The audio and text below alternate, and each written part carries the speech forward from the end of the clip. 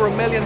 We picked up over $1 million in sneakers in less than 6 hours. See, something's happening right now that's got folks talking. Sneaker resellers, the ones who scoop up all the kicks and try to flip them for a quick buck, are finally getting what's coming to them. But hold up, not all resellers are bad. I'll touch on that in a minute.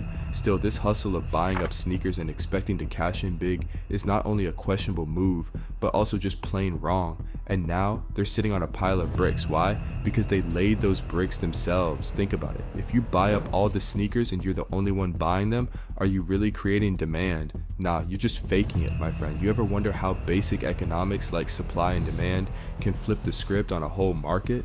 Well, that's exactly what's happening in the sneaker world right now. Sneaker resellers thought they could control the game by snatching up all the kicks, but they ended up creating a broken market. This year, 2024, hasn't been kind to them. It's been all about the sneakerheads who truly love their sneakers. We found a way to cut out the middlemen, and it's beautiful. Sneakerheads are winning while resellers are taking all the L's, deep in the negatives, while we're riding high in the positives. You know, there are a couple of ways folks try to make money in the sneaker game. Some people buy a whole bunch of sneakers and flip them, while others build up their collection, buying sneakers on the low and selling them one at a time. You might catch them doing this at a sneaker convention or something, but here's the thing, most of these folks are just chasing quick bucks. And quick money ain't always legal or good money, bro. Your daddy should have told you that there's no such thing as fast money. It's common sense, right? A lot of these guys clearly missed that lesson. What they're doing is basically market manipulation. It's unfair, unethical, and just plain dumb. Most sneaker resellers, like the ones you see all over social media, buy up a ton of sneakers. And when I say a ton, I mean they grab a full-size run of many different kicks. Man, I remember this one time at the mall when a dude tried to get me to help flip some Jordan 1 lows. He was like, "Hey bro, go in there, buy a sneaker for me, and I'll give you $10 cash. Just bring me back the sneaker and I'll front you the money." At the time, I didn't think much of it and said yes, thinking he was just a cool guy. But looking back, it's kind of shady.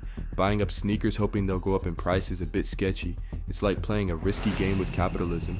Sometimes it's unfair and just plain different. We all know capitalism ain't been the best for everybody. If you know, you know. It's all about having an advantage, right? Some folks got advantages in the market that others just don't have. Take sneaker resellers, for example. They got the funds and ways to scoop up multiple pairs using different people and even bots. It's wraps or, it's promo pairs off that came in bags. And all the SKUs and everything were tagged into the insole. Would you pay 75 grand for these? They can get their hands on kicks way easier and quicker than most folks. Is it fair? Nah, but life ain't fair, and I get that. Honestly, the dude at the mall wasn't doing anything too wild. He had folks willing to help him out, gave them some cash, and they went in and bought the sneakers for him. Now this guy from the video, I'm not sure if he did the same thing. Why is this karma? Because he stacked up a bunch of sneakers that didn't have any real value in the first place. A lot of times these sneaker resellers act like they're playing the stock market, betting that their kicks will skyrocket in value. But not everyone wins in this game. The only real winners are those who snag a quick profit. It's not like they're spreading the wealth or building up other businesses. Remember during the pandemic when folks hoarded toilet paper? That wasn't fair because it was a necessity. Sneakers, on the other hand, aren't essential. Demand is a choice. People can decide whether to support this market or not, and that's where resellers miss the mark. Your profit owner, what are we thinking? You think 600 pairs, if putting 130 into it, you're gonna get 160 back over time? Is that the... A lot of folks are waking up and realizing, hold up, I'm not doing this anymore. Paying triple for a pair of sneakers, that ain't smart. It's a low effort hustle that just needs some cash and the ability to buy up kicks. People think it's an instant money machine, but it ain't working like that. These resellers might think they're in tune with the culture, but really they're just creating fake demand for sneakers. Think about it. Nike's looking at the big picture. They want to sell a certain number of sneakers at a set price as fast as they can.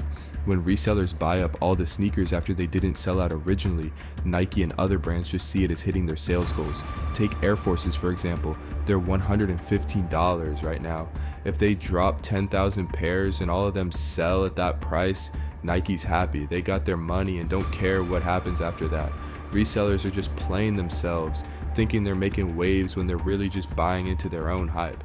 A lot of folks are starting to see the light and realizing that paying triple for a pair of sneakers is just plain dumb. It's like these resellers think they found an easy cash machine. Just buy up a bunch of kicks and boom, instant money. But it ain't that simple. They're not really in touch with the culture, they're just creating fake demand. Nike's looking at this from a business angle. They don't care about resale, they care about hitting their sales numbers. When resellers buy up all the sneakers, Nike sees it as selling out their stock, so they might just up the stock numbers or prices next time. Resellers think they're making sneakers look more valuable, but really they're just playing themselves. People are waking up to the sneaker game, realizing paying triple for kicks is a bad move. Resellers thought they could make quick cash by buying up all the sneakers, but it ain't working like that anymore. The Jordan 4 military blue sat on shelves for a bit, but eventually sold out because regular folks could finally get them at retail. Resellers didn't scoop them all up because there were multiple releases and folks knew about it. These resellers try to predict demand like it's the stock market, but when you don't have a real feel for the culture, you end up stuck with sneakers nobody wants. Nike and other brands just care about selling their stock at retail prices. They don't benefit from resale, they just use it to justify their prices. So when resellers buy up everything, thinking they're making the sneakers more valuable, they're just fooling themselves. In the sneaker game, keeping your ear to the streets is key. Resellers often miss this, asking themselves why it's so easy to buy up sneakers. The truth is their main competition is other resellers. 130. So here's your 17,130. Oh, it's 140. You owe me 10. That's for dinner. If people really wanted those kicks, they wouldn't be sitting around so easy to grab. Before the sneaker boom post 2021, flipping sneakers was a sure thing. But now with everyone being a sneakerhead in some way, it's not that simple. Resellers are just creating artificial demand, and they're starting to realize that the game has changed. These days, just about everyone knows their sneakers. You could ask your mom or your girl, and they'd probably recognize the Panda Dunks and Nikes, Yeezys, or Jordans. With apps like StockX, GOAT, and eBay, plus all the content creators on YouTube and TikTok spreading the word, folks have gotten hip to the sneaker game. People know what's hot and what's not. Resellers are having a tougher time now because the average person is more clued in and making smarter choices. The game's changed, and it's harder for resellers to run things like they used to. These days, folks know what they want and how to get it, thanks to apps that let them check prices in an instant. Gone are the times when you could sit on a sneaker like the Yeezy Wave Runner for years and suddenly see it become the hottest thing. Now sneakers peak in popularity right when they drop. We're seeing a comeback of older styles like Timberlands and New Balances, but most people won't be surprised by a Jordan 4 sitting on the app and suddenly becoming a must-have months later. By the time demand hits, they're already accessible, and resale values might only see a slight bump. The sneaker game ain't what it used to be. Folks are hip now, and they know how to get what they want without relying on resellers. It's not like back in the day when you could sit on a pair of kicks for years hoping they blow up. Nah, that ain't happening no more, bro. Think about it. If I bought up all the houses in Orlando, folks would have no choice but to buy from me because they need a place to live. That's necessity. But sneakers, we got options, man. There are so many brands out there now that you can't just corner the market like that. People wised up. They got reps and other sneaker brands to choose from. They don't have to keep feeding the reseller hustle anymore. Man, in the sneaker game, it's all about choices. Some folks think I'm all over the place with my views, but let me break it down. Reselling ain't all bad, y'all. It's brought people together and pushed sneaker culture to new heights.